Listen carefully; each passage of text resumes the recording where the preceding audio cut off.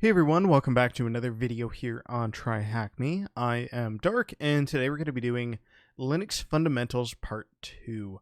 This is part of the Linux Fundamentals module within the Learn part of the site. We'll go ahead and jump right in though. We'll give it just a second. I'll give it a thumbs up as well. So let's go ahead and dive into Task 1, Introduction. This room is the second part in the Linux Fundamental Rooms designed to teach you about various Linux concepts and built-in tools. This room covers the following topics, and before I go on, I'm going to go ahead and click Deploy. Pardon me. Linux operators and then advanced file operators. So deploy the machine and SSH into the room as explained in the task below, using the following credentials. These credentials will be available from the last task from the Linux Fundamentals Part 1 room.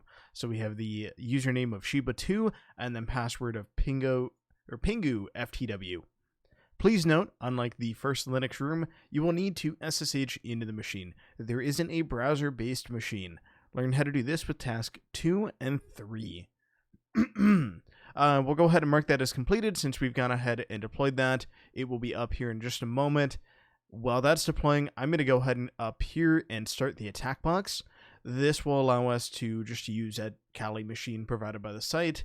If you're not familiar with what Kali it is, this is just an offensive penetration testing Linux distribution that is maintained by Offensive Security. It's already on the Try Hack Me network, so we don't have to do anything with VPNs. We can just use the command line from here and SSH into our target machine.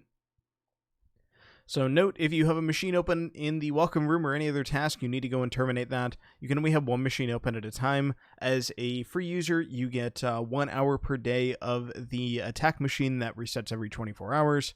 As a subscriber, you get unlimited use of the attack machine, and it will have access to the internet. As a subscriber, it won't have access as a free tier user, so just keep that in mind.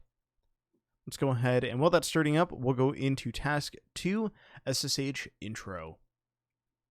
SSH is the art of remotely accessing a machine. SSH allows you to run commands interactively on the remote machine. This is done through the use of a program on the target machine, which allows the SSH client to interface with the target host. Well, the most common use of a regular operating system is graphical, allowing you to see pictures, web browsers. So how we're interacting right now with my virtual machine that I'm doing this in, it has a GUI. SSH works through a command line, meaning anything done on the target machine will be done through a command prompt similar to this. So we have root at parabox in this specific case. It may look intimidating at first, but you'll soon find you can do much of the same functionality that you're able to do with the graphical user interface. It's essentially the same, and there are ways of getting a GUI while using SSH with something called X11 forwarding. That's something that we won't go into for the sake of this room. However, I definitely recommend looking into that if that's something that you are interested in. For getting started, I recommend just having a normal Kali box or just use this attack machine. It's a lot easier and it makes things a lot simpler. It is an invaluable tool and how you will be accessing this machine to learn and do the challenges. Depending on the operating system, there are different ways of SSHing into a machine. This section will purely focus on the Windows way, so using Putty, and after we will learn more about Linux commands and how they work, we'll be back to this section and learn about the Linux methods. So we're going to start out just learning how to connect, and we're going to start getting a little bit used to using the command line just a little bit more. Don't be intimidated. It's something that it's all practice. Once you use it for a few weeks, you'll be very comfortable with it, and it's just going to be second nature. And it's a lot faster than using a GUI most of the time. Depends on what you're doing sometimes, but usually it's a lot faster. So we'll go ahead and mark that as complete and go into Task 3, Putty and SSH. So disclaimer, please do not use Putty if you're already here on Linux. I'm going to talk through this just very quickly because we are already using Linux, and we can go ahead and open up our terminal here. So if you want to do this with a Windows machine, or and you're just SSHing into the Try Hack Me network, using Windows, you can use Putty. This is a GUI client that allows us to use just this interface to specify the host name or IP address that we want to connect to, and it spawns a terminal for us as long as the connection is available. The field that we are most interested in, again, is the host name. So you put your host name or whatever IP you're connecting to. In this case, this is the box IP that I will be connecting to. That's what I would put here. Then you would put that and click down here and click OK. You can do some other stuff if you want to save that setting, and so on and so forth. If you can, I recommend just using the attack box. It's going to be a lot simpler for this overall. So we'll go ahead and skip past this. You can see that we have Shiba1 at the IP address. In our specific case, we're going to be using Shiba2, and I will demo that in just a moment. So after you click OK or Open, you want to click, you'll get this security alert on the first time that you connect to a host. This is verifying that the fingerprint is what you expect it to be. This is kind of the identity that's provided by the server. It's a way of when you SSH into the same host multiple times in a row. So for example, if you have something on your network, if this ever changes, that's not a good thing. That's usually an idea that it gives you an idea that something's been tampered with. In this case, we would trust this host. You're just going to want to click yes, and then it will prompt you for the password. And once you press enter, you have yourself a terminal. And it may look like you're just directly connected to the machine, using it as if you were there, and that's the magic of SSH. It's really nice. Additionally, we can just use the SSH command, which is what I'm going to be using. I'll demonstrate that over here. It's going to be Shiba2 at 10.10.92.3, and that'll be up on this bit if you missed it.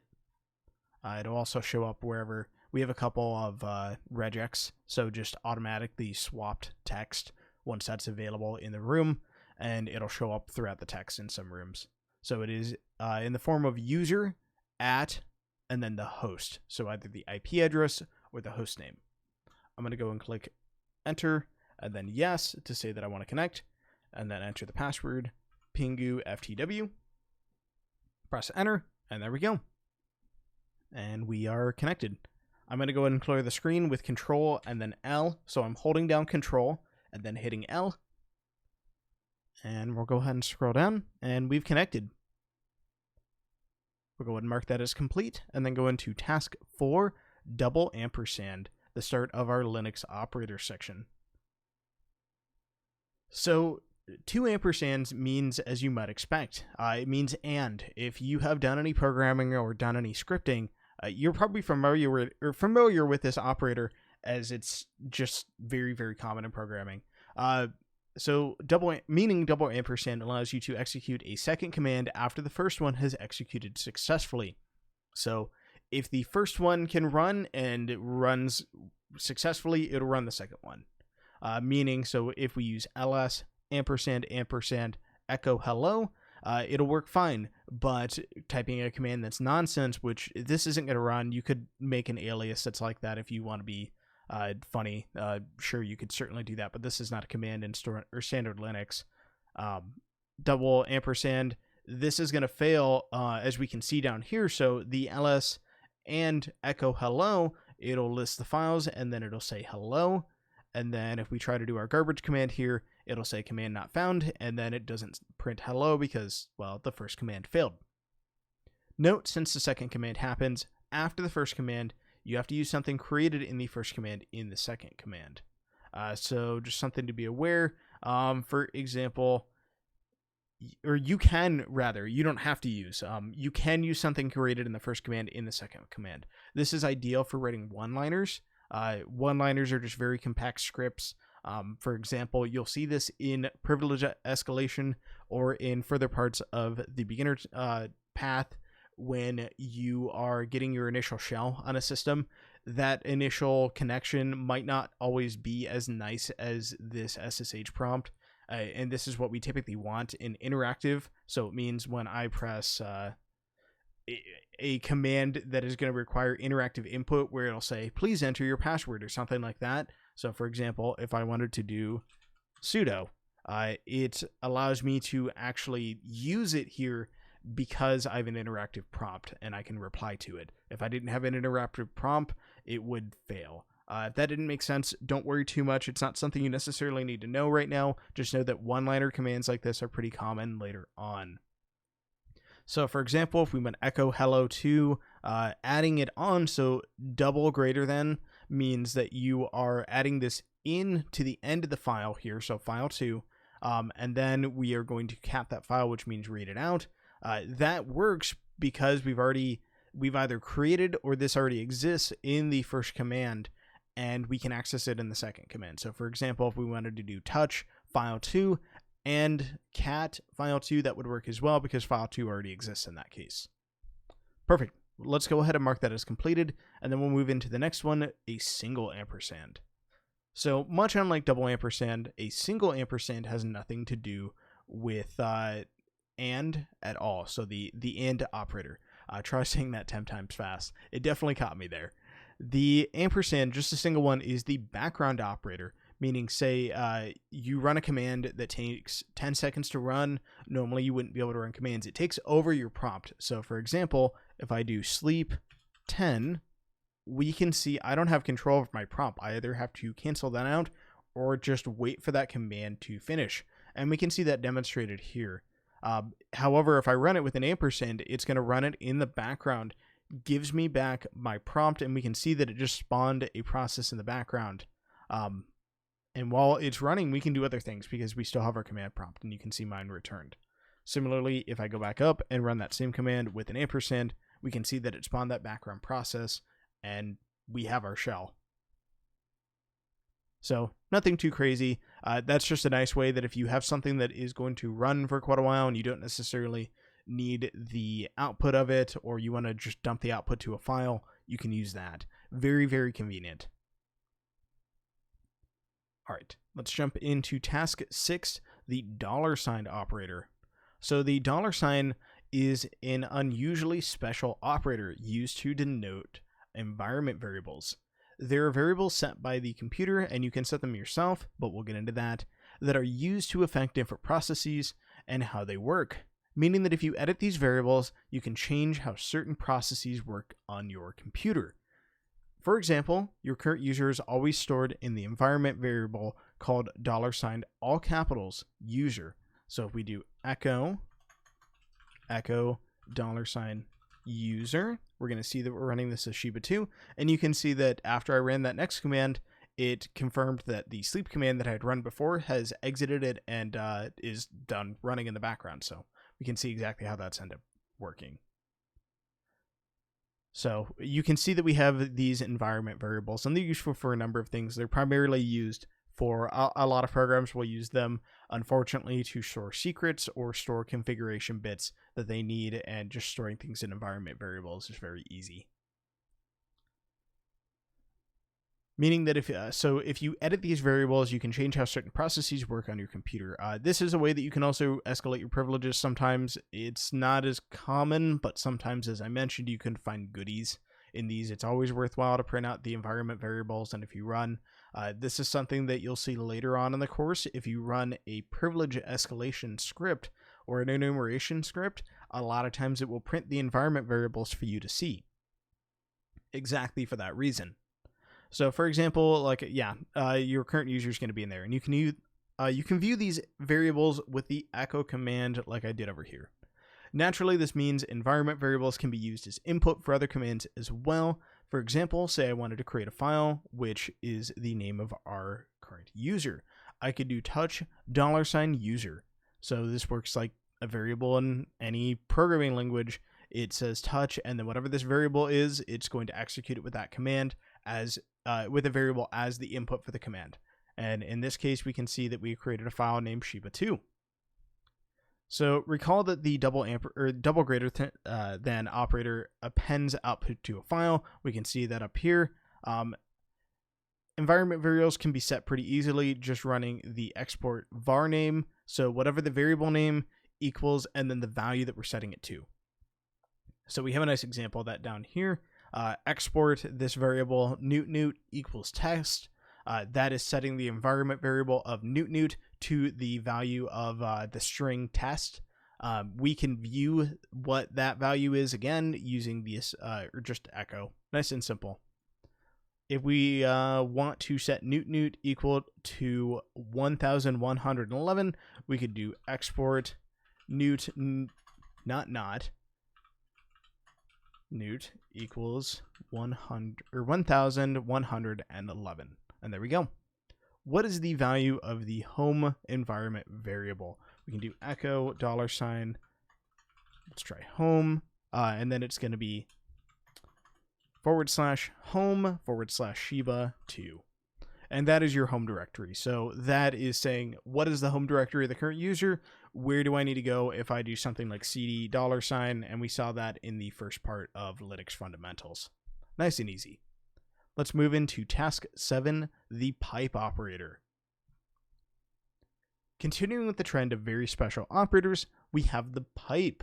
The pipe is unique because while operators like double greater than allow you to store the output of a command, the pipe operator allows you to take the output of a command and use it as the input for a second command. This is the operator that I use personally the most because it is incredibly useful, especially with things like, and sure enough we see it down here, grep. For example, I can use the cat command to get the output of a file. You can also do this just with grep, but if you just want to use cat because it's easy to pull everything out of a file, and pipe that into grep to search for a specific string. We'll learn more about grep later, but for now, just know it's a command to find specific strings in an input. It's just a search command, straight, plain and simple. We can see that we can take the output of using cat on this test file, piping it into grep, and sure enough, we can see that there is that newt in there. So nice and easy. It's a nice way that, for example, I use this a lot when I'm looking at output from like a find command. If I didn't filter everything down quite correctly and I have it stored to like a text file, I will start poking around for different things rather than looking through multi-thousand line files, just catting it out and then sending it to grep, things like that. It's worth noting that not all commands support the pipe. Some that do support it require to use the dash instead of input. So for example, cat and then $dash, that if you pipe something to cat, you need to have that dash there for it to actually echo that out to the screen. So always check in to see if the command does support it. It's pretty rare that you're not going to see something that supports pipe. Well, it does happen. It's very, very seldom. It's more of, I think I've come across it once, maybe twice, but even then, it's very rare. All right, let's go ahead and mark that as complete, and we'll move on to our semicolon, task 8. The semicolon operator works a lot like the double ampersand. However, it does not require the first command to execute successfully. It means run this, then run this. So it's just listing commands, multiple commands on the same line. Again, getting back to that one-liners, we can see how that comes into play with using this.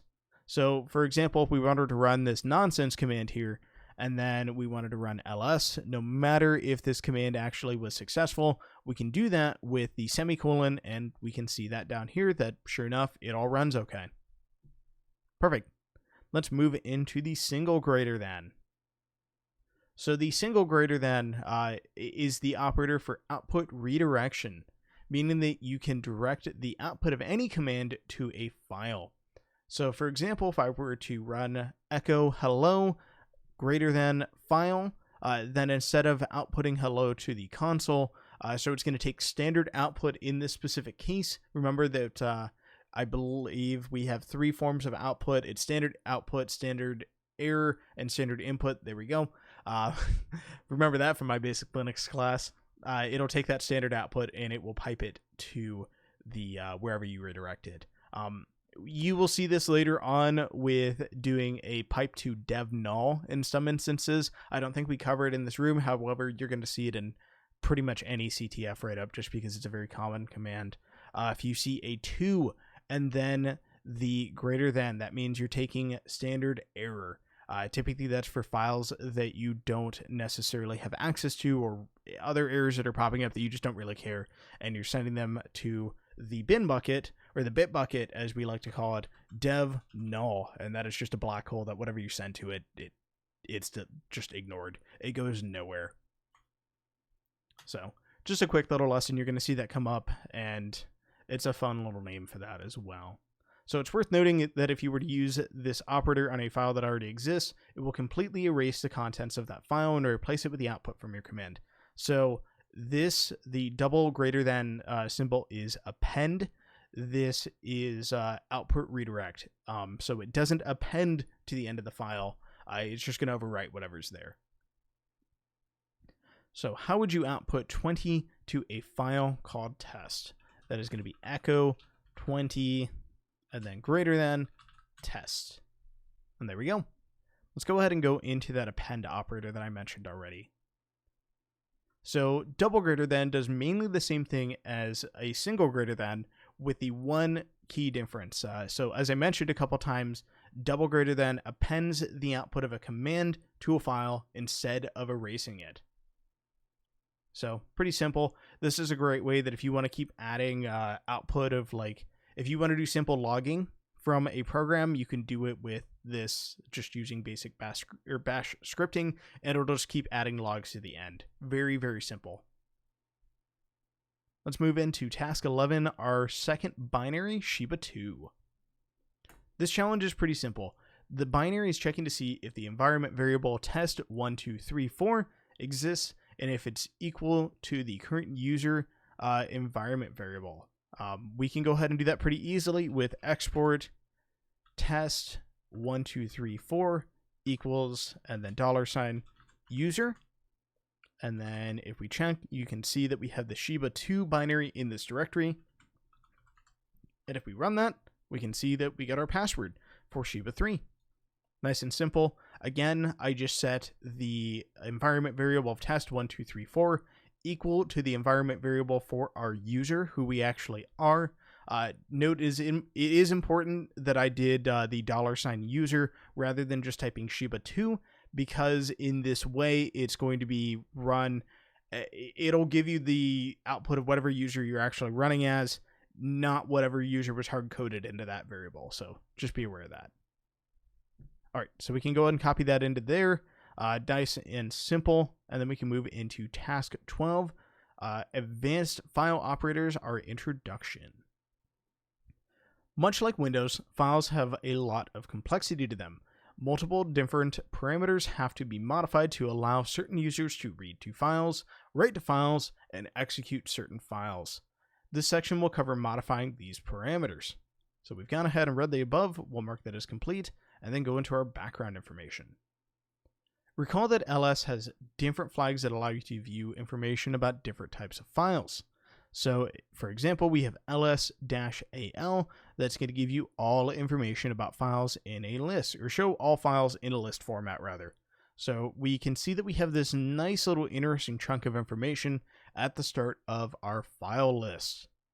This image has all the attributes that we'll cover in this section. More specifically, we're interested in these three. So we have our file properties. This is the whatever user owns it, and then this is the group that owns it.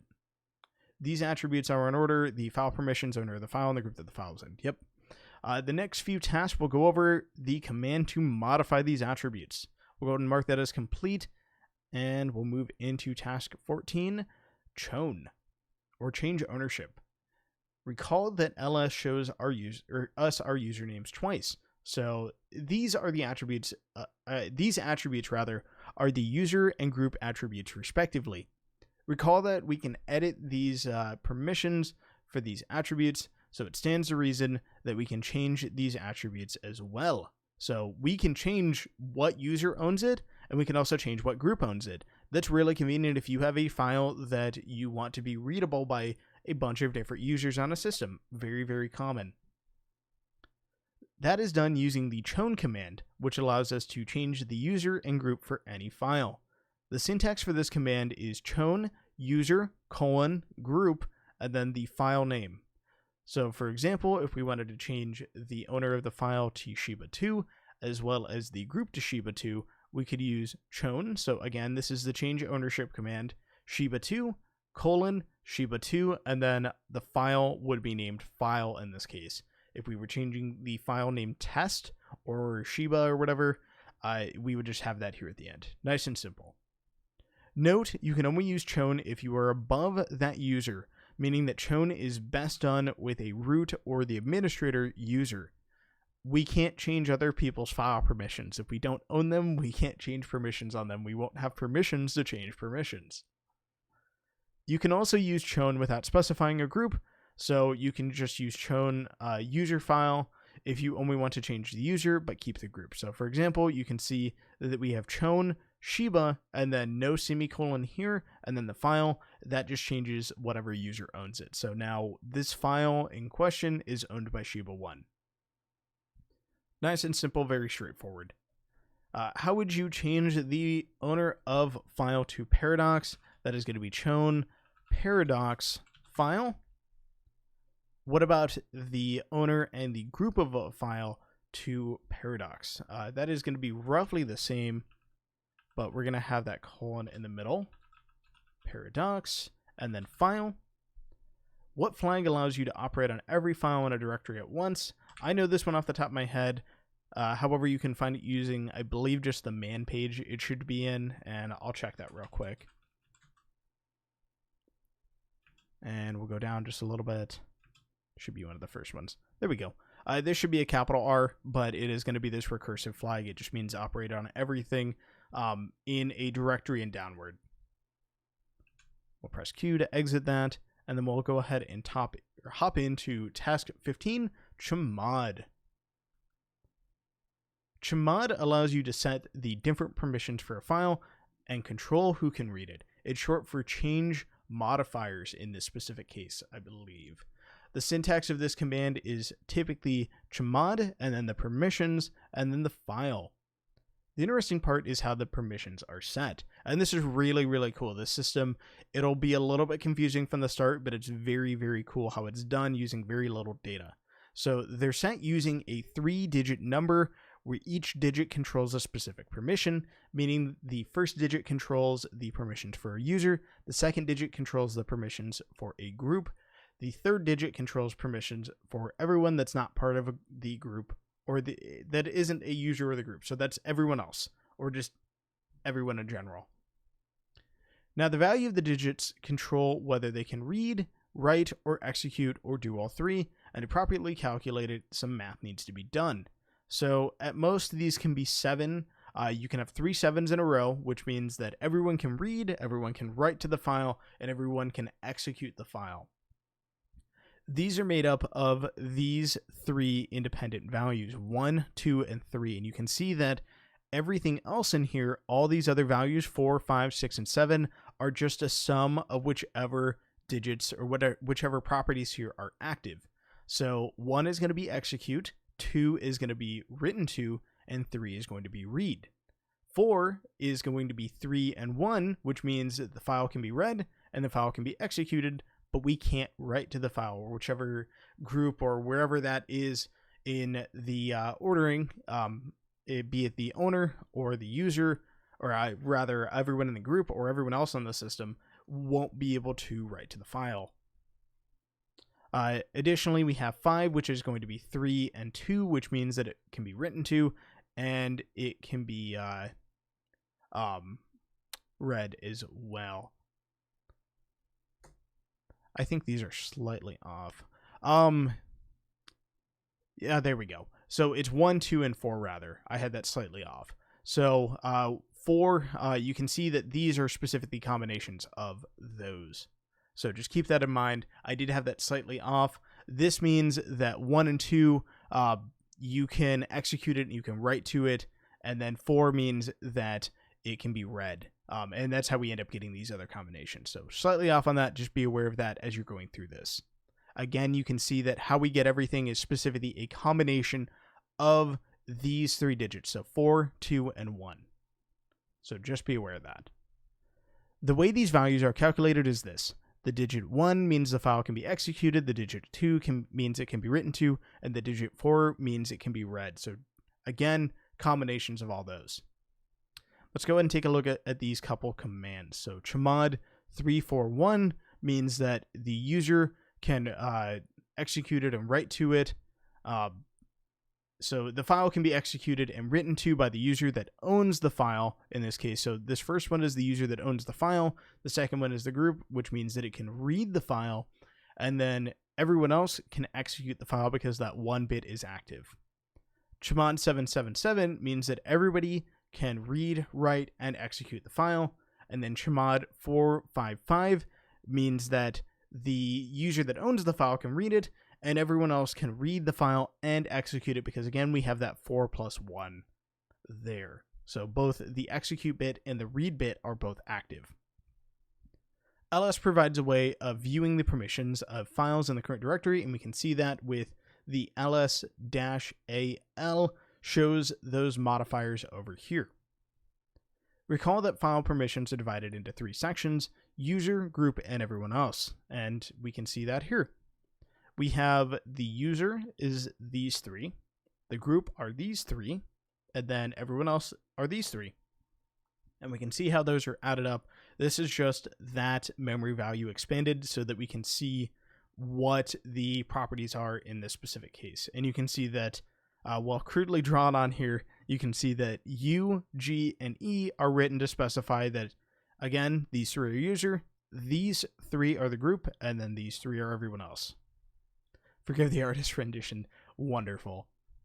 And again, RW means read and write, and so on and so forth. The X stands for execute in that case. And we can see how that would equivalent to the numbers, the 3-digit number that we would otherwise have with the chmod command. So when we try to change the perms to 644, nothing happens because if the permissions are already set one way and we try to change it to the exact same way, nothing is going to change because we're just changing it to what we already had. It is possible to give someone no permissions to a file, so you would just put a 0. So for example, if we want everyone, we want to be able to do whatever we want to a file. We want everyone in our group to be able to do whatever they want to a file, but we don't want anyone else to be able to read, write, or execute the file. We can just give them a 0 for that permission, and that means they can't do anything with it. What permissions mean the user can read the file, so that is going to be a 4. The group can read and write to a file. I believe that is going to be 6. And no one else can read, write, or execute the file. I believe that'll be 0 in that case. And sure enough, it is going to be 460. What permissions mean the user can read, write, and execute the file? That'll be a 7. The group can read, write, and execute a file. That'll be 7. And then everyone else can do the exact same. That'll be 7 again, giving us a nice jackpot. And we're going to go ahead and move into task 16. This is going to be our next and our third bit of the advanced file operators, RM. Let's take a break from all the permissions and math and look at something that can completely destroy your whole Linux system if used carelessly. RM, as you might have guessed, means remove, and that's exactly what it does. And if someone ever shows you this command, rm-rf, and then that, don't ever run that. This will just wipe your hard drive on a Linux machine. Don't do this. This is actually one of the commands that is banned in the Discord because it's just such poor taste. And if you give it to a beginner, they will probably just destroy their hard drive. So, as you can imagine, this is incredibly dangerous as you can remove some very important files and render your system completely unusable. If you don't have anything left of your operating system, it's very, very hard to run things. It is not worth noting that you need write permissions to a file to so if you want to delete a file, you need to be able to write to the file. If you can't write to a file, then you're not allowed to delete it, just because it's another form of modifying that file in the same way that write would modify the file. It essentially just replaces everything in there with nothing. What flag deletes everything in a directory? That is going to be -r. That is going to be recursive. And then how do you suppress all warning prompts? That will be -f. And again, you can see how those combined can be pretty dangerous. Let's move into our last bit here of move with task 17. MV, or move, allows you to move files from one place to another. This is also the rename command as well, and I'll demonstrate on that in a second if we don't go over it. The syntax for the command is mv, file, and the destinations. So if I wanted to move a file from my home directory, I could type mv and then the file name, and then to the home directory we just do the tilde. And we can see that sure enough, listing everything out of the home directory, we can see that once we move something to there, by using this command, it sure enough is moved over there. And you can also use move to change the name of a file. So for example, if we want to move file to our home directory but rename it to ghfds, which is a wonderful file name, that will rename the file to ghfds, but it'll put it in our home directory. How would you move file to temp? We'll do move file without the J there, and then /tmp, and that'll do it. Let's move into our final task of part 2, Linux Fundamentals Part 3. Now that you have some intermediate knowledge to using Linux, finish the Linux series and join the Linux Fundamentals 3 room. Join the Linux Fundamentals 3 room and finish learning. We'll go ahead and mark that as complete. And I will see you guys next time with the Linux Fundamental 3 video. If you have any questions, I recommend joining the Try Hack Me Discord or the Try Hack Me subreddit. Otherwise, I will see you guys with the next video.